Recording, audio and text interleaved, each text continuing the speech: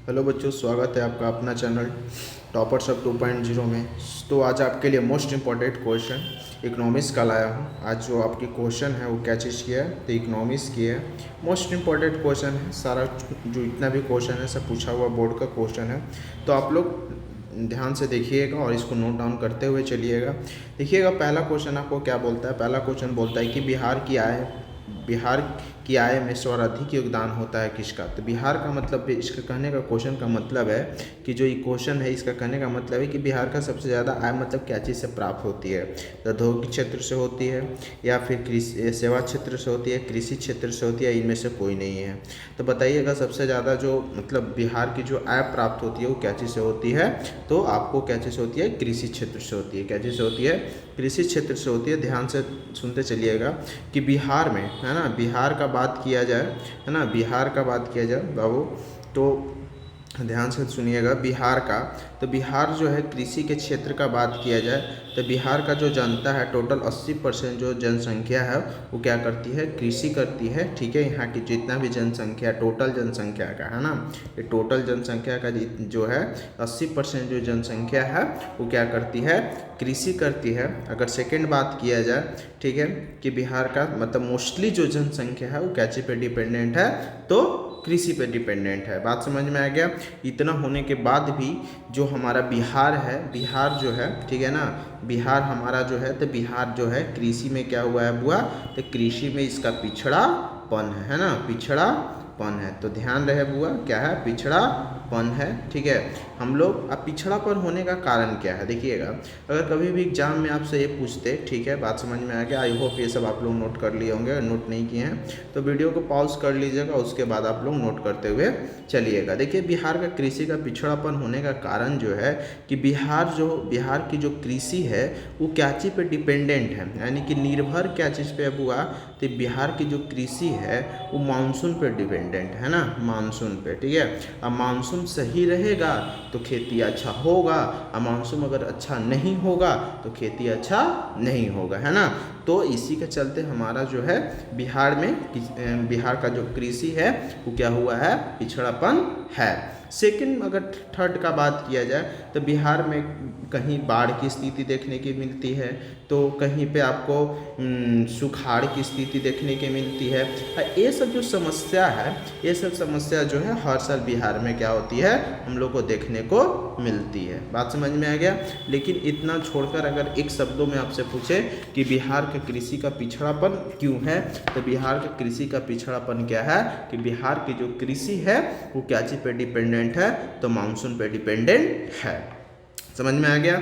चलिए दूसरा number question पे हम लोग चलते हैं कि बिहार राज्य में गरीबी रेखा के नीचे रहने वाले लोगों की क्या है, कितना प्रतिशत मतलब संख्या जो है वो बिहार का मतलब जो गरीबी रेखा के नीचे रह रहे हैं। तो ध्यान रहे हुआ कि गरीबी रेखा के नीचे टोटल 41.4% जो जनसंख्या है, टोटल जनसंख्या का वो क्या चीज़ पे है, तो गरीबी रेखा के नीचे गुजर रही है। अगर वही सबसे ज़्यादा बात किया जाए कि भारत का सबसे ज़्यादा अगर गरीबी रेखा को नीचे गुजर रही है तो उड़ीसा है। कौन है, उड़ीसा है। बात समझ में आ गया, कौन है, उड़ीसा है। ध्यान रहे, बात समझ में आ गया कि अगर कभी भी आपसे पूछ दे कि सबसे ज़्यादा किसका है, दूसरा स्थान पे आता है, पहला पे कौन आता है बुआ, पहला, है ना, पहला कौन आता है, तो उड़ीसा है। बात समझ में आ गया।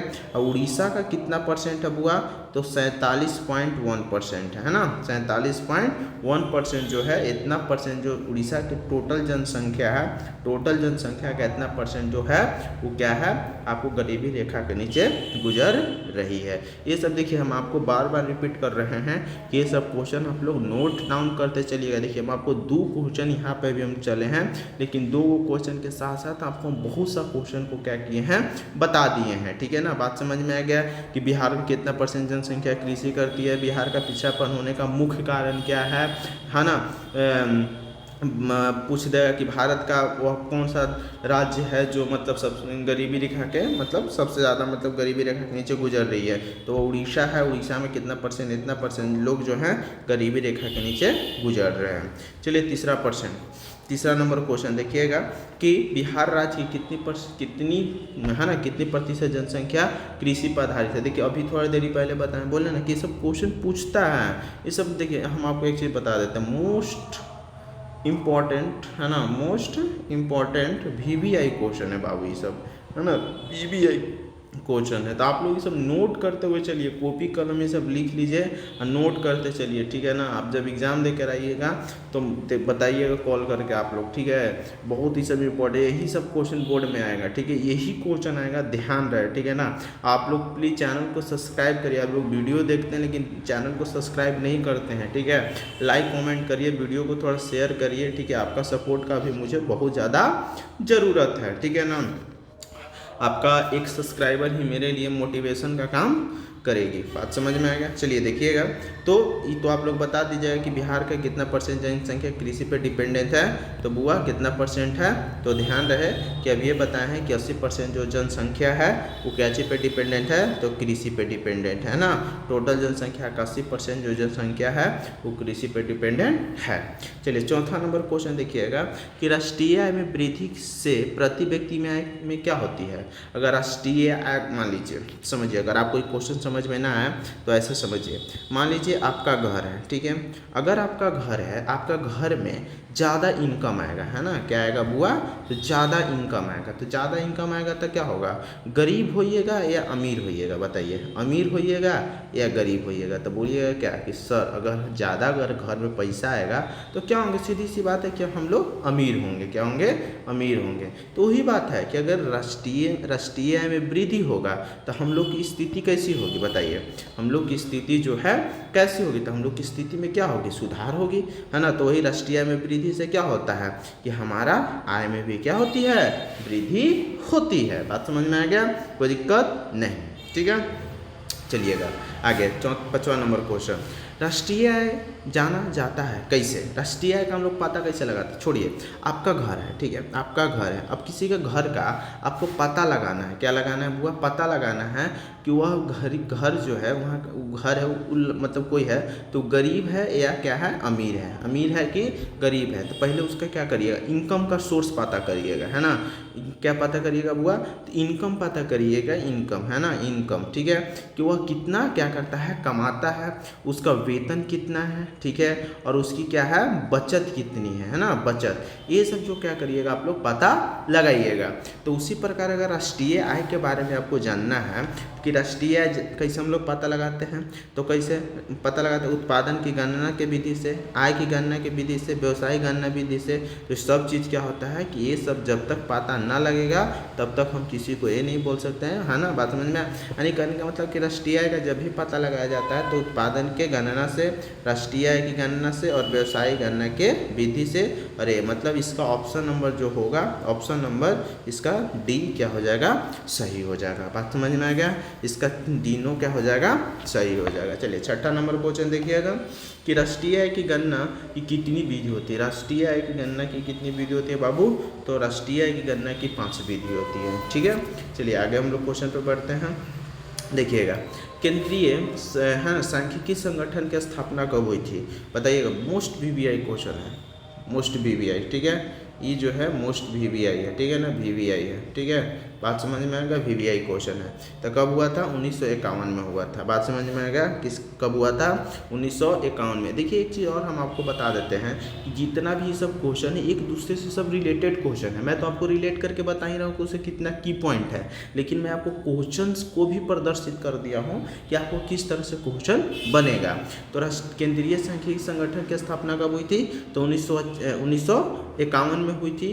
और राष्ट्रीय, है ना, भारत की राष्ट्रीय आय का सर्वप्रथम मान किसने लगाया था, तो दादा भाई नौरोजी ने लगाया था। 8 नंबर का क्वेश्चन, नंबर 8 का ऑप्शन नंबर कौन सा सही होगा, तो आपका डी हो जाएगा, है ना।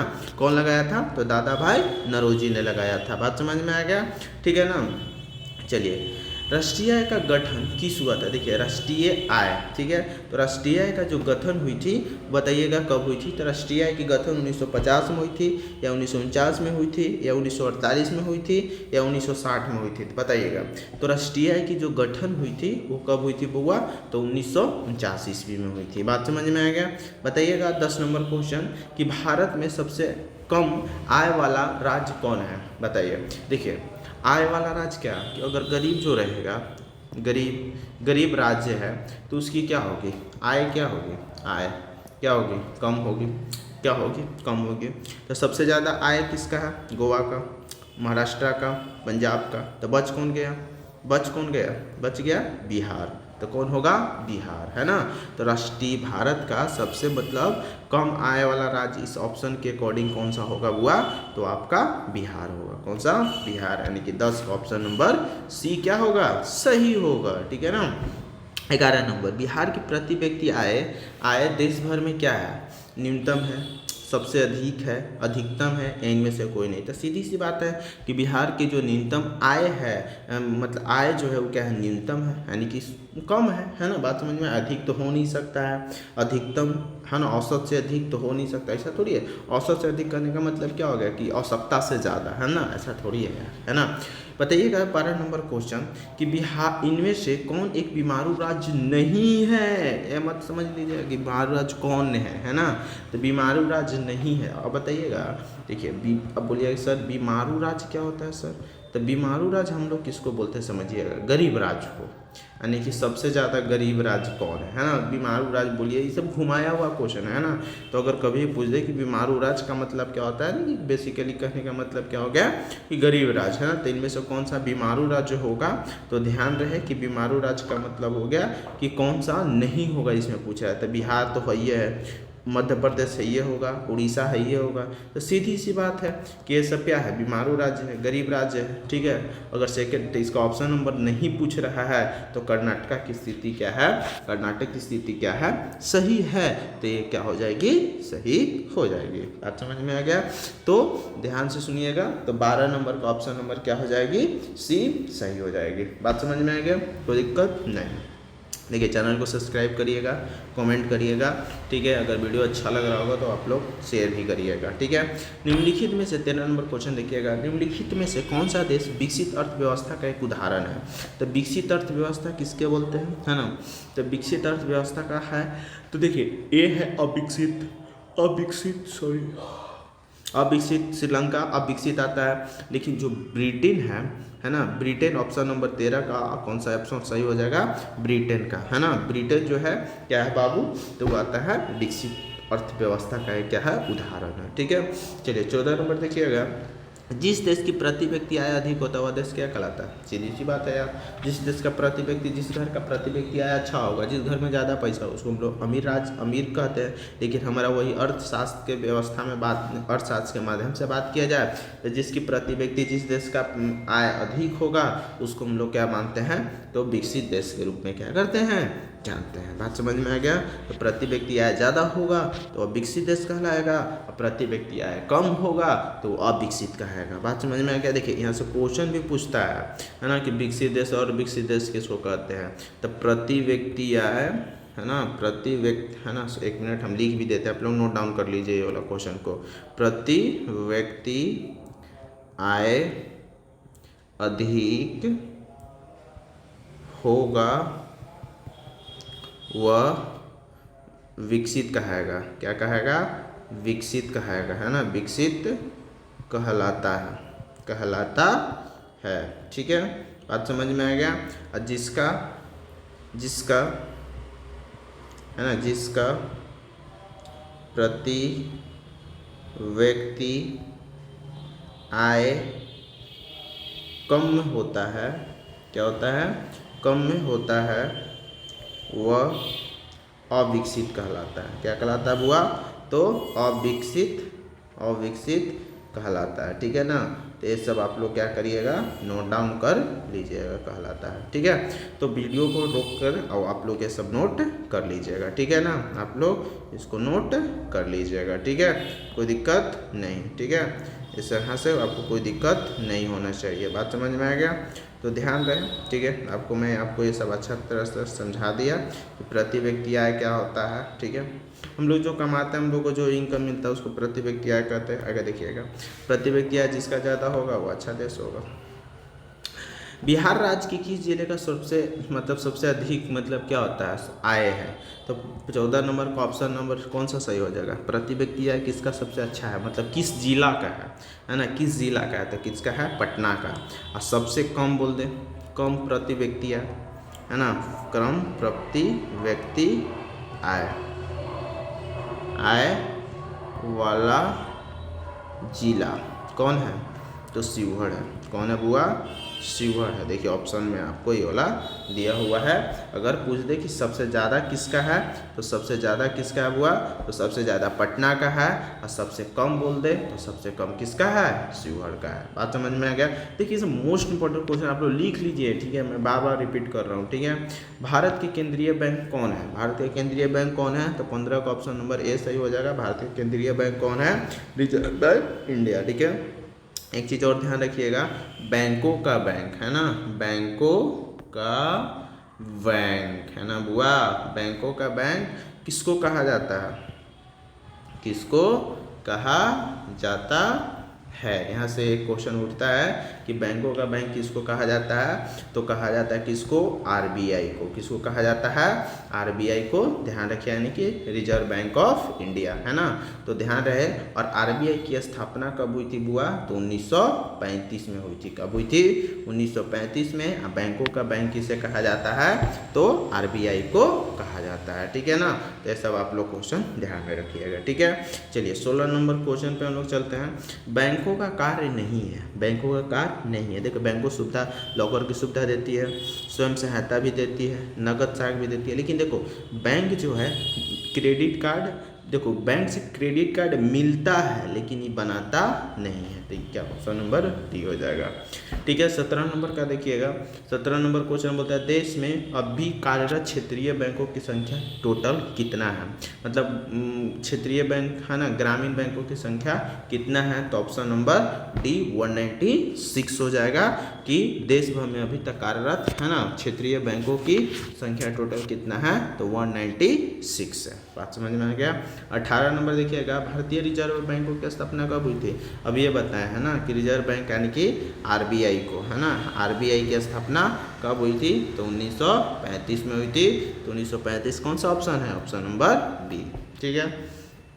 19 नंबर देखिएगा, भारतीय की वित्तीय राजधानी किस वर्ष को कहा जाता है? तो मुंबई को कहा जाता है। किसको कहा जाता है? मुंबई को। चलिए ध्यान में रखिएगा। इनमें से कौन संस्थागत वित्त साधन नहीं है? मतलब लोन का साधन नहीं है। बेसिकली लोन आपको कहाँ से नहीं मिलता है? सॉरी, क्वेश्चन दूसरा है, मैं कुछ और बता रहा हूँ, सॉरी।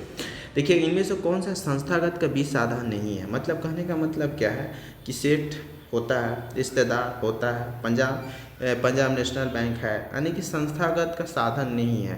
यानी कहने का मतलब सीधी सी बैंक हो जाएगा। यहाँ पे कौन सा ऑप्शन सही हो जाएगा?